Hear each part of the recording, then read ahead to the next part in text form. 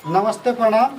हम आपके भाई स्वामी यादव और हमने के यूट्यूब बटन आ चुकल बा गोल्डन वाला 1 मिलियन सब्सक्राइबर वाला ही दिखावते वाला समय के देखिए।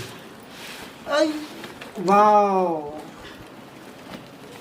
ये रहा सर्टिफिकेट। वाह, परिवार वाला, ये देखिए जबरदस्त। देखिए सीमा जी कैसा लगा? बहुत ही अच्छा। बाबा देखिए, बहुत धन्यवाद धन्यवाद। तब रौरा सब के मिलल था कितना खुशी बा, अपन बताई सब है। एकदम तो खुशी अपार। बहुत ही प्राउड आपका की सब- सब ई सब रोहलो के प्यार आशीर्वाद के नतीजा बा। तनी और ध्यान दे दे सब थोड़ा तो देखी सब है ये रउआ सबके दिहल ह आ एकरा के रउआ सब लाज रखी सब है, ताकि हमनी के फिर रउआ सब आगे बढ़ जात। हमनी के मनोबल इतना बढ़िया बढ़ल बा कि रउआ सबके मन अब का हम धन्यवाद दी। धन्यवाद देवे से भी हमनी के चलो बाबा, निके रह गई। बहुत खुशी का बात बा कि हमारा के मैंने हमके मिलल मैंने साल भर लगी है चैनल पर।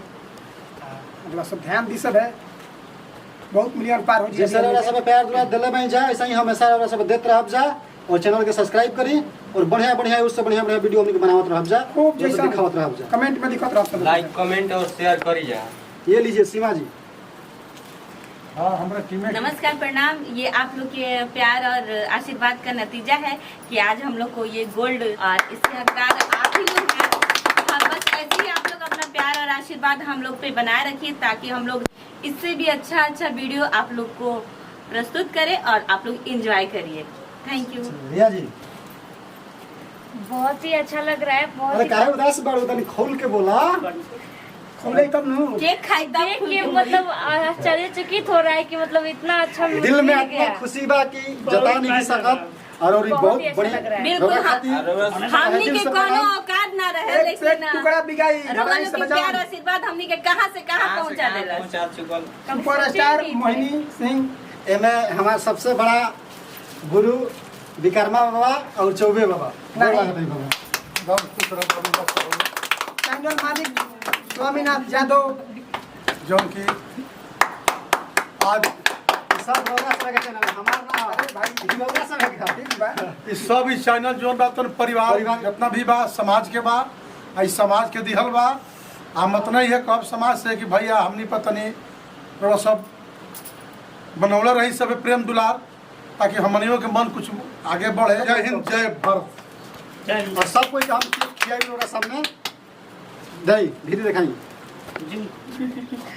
फोटो में लव यू भाई। काटी ना बाबा, एकदम हाँ हाँ भाई धारी काटी जाए। धारी बाबा सबको धारे। हैप्पी बर्थडे परिवार वाला, हैप्पी बर्थडे परिवार वाला। क्या काट रहे हैं? चैनल का नाम परिवार वाला। आप सब जाइए और ज्यादा से ज्यादा सब्सक्राइब कीजिए। ताली मारा बाबा के नाम पे।